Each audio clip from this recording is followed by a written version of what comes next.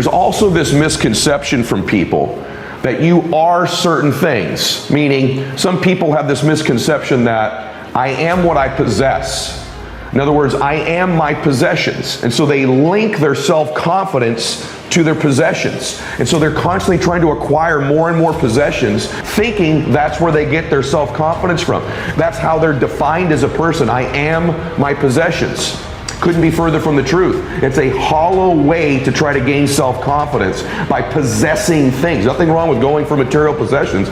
I have all kinds of them. But I don't link my confidence to those possessions, nor am I deluded into thinking if I could just possess more things, then I'll feel better about myself. So this is a mistake. There's a flawed thought. Number one flawed thought, I am my possessions. Second flawed thought, I am my accomplishments. In other words, my self-confidence is only linked to what I accomplish. So because I haven't accomplished certain things, I don't have that certain title, that certain award, that certain recognition, I don't believe in myself. I'm riddled with self-doubt. I'm defined by my accomplishments. The difficult thing about that is now all your life you're going to have to accomplish more and more and more in order to feel self-confident and eliminate self-doubt. You are not your accomplishments. You are not your possessions. You are you. You are perfect. You are beautiful. You were born to do something great with your life. If you're a person of faith like me, you believe God made you in His image and likeness and wants you to do something great with your life, not that you are your possessions, not that you are your accomplishments.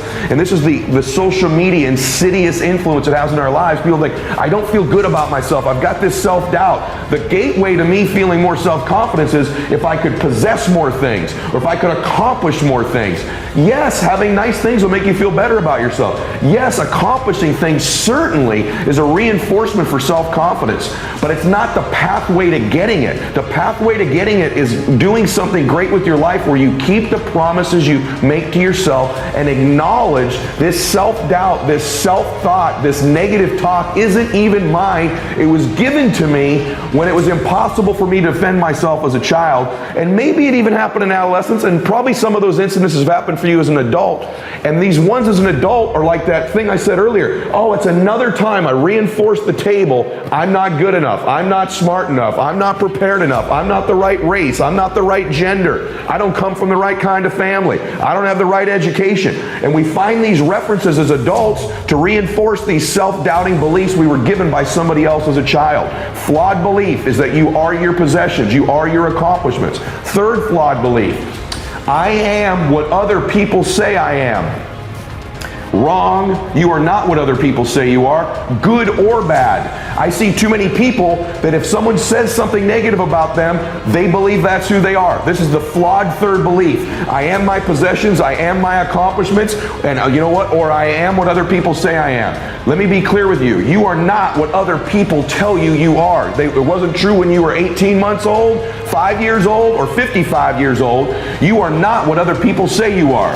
So stop letting that dictate your self-confidence or fill you with self-doubt. And for the record, you are also not the good things people tell you you are all the time. Don't live for likes. Don't live for comments on your social media. Don't do things in your life just to solicit someone saying something great about you. It's a cheap, shallow, hollow way to try to gain self-esteem and self-confidence. It's fleeting, it's short-term, and it's needy. In fact, the fact that it is a necessity for you to get liked, to get people to say good things, to get comments on your social media, or to do so in your presence indicates a lack of self-esteem and self-confidence, because we know self-confidence is an internal game where we keep the promises we make to ourselves.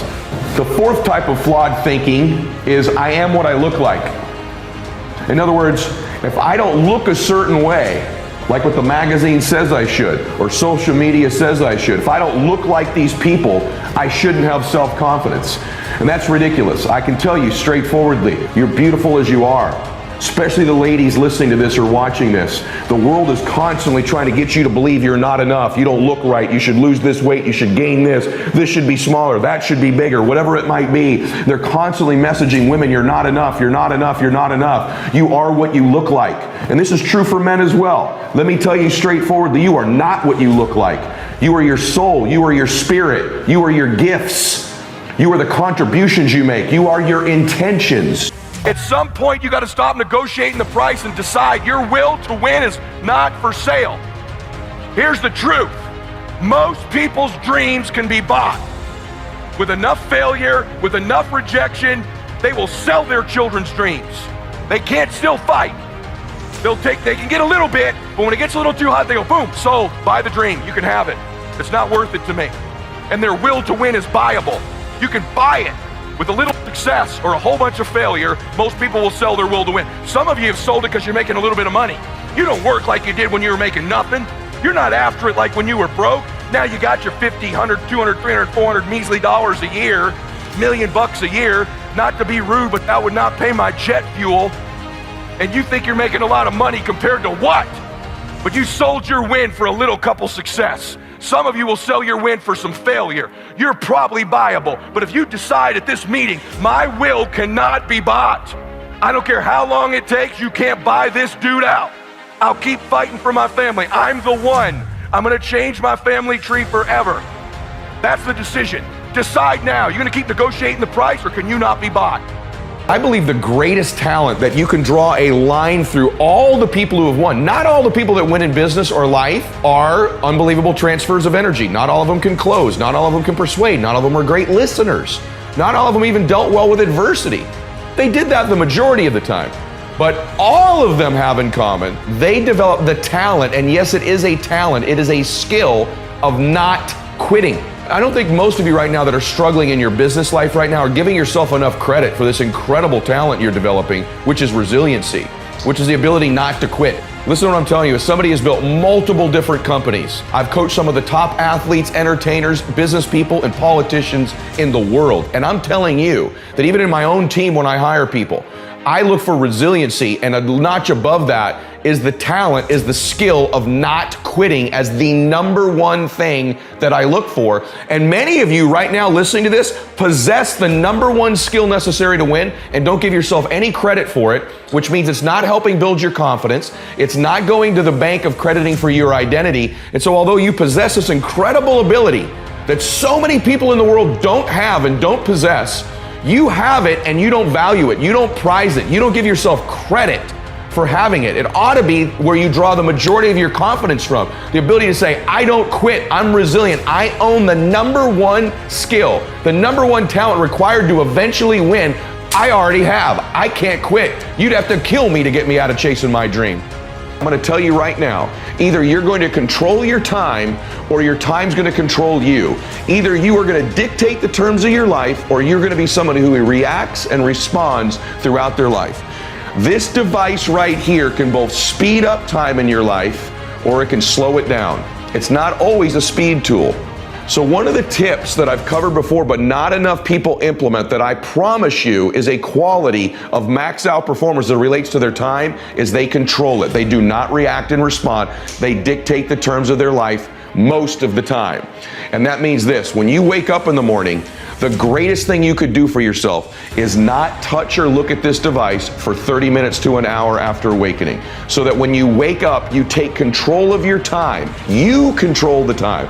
You control the beginning of the day. You get clear, you meditate, you pray, you stretch, you think, you go through a gratitude exercise. You control the first 30 minutes of your day. It sets a tone that I'm in charge of my time, not what enters this. If the first thing you do is grab this, this now dictates the term of your day. This controls my day. What hits this, what email, what text, what call hits this, what Instagram post hit this, this controls me. It controls my time. But if you can stay away from it for the first 30 minutes to an hour, you send a message to your brain, to yourself, that you control time, that this day is on your terms. And again, you stack up a day, a week, a month, a year, 5 years of a lifetime of you controlling and dictating the terms of your life for just the first 30 minutes to an hour every day. It will revolutionize your life. You have an acceptance that problems and challenges are going to exist.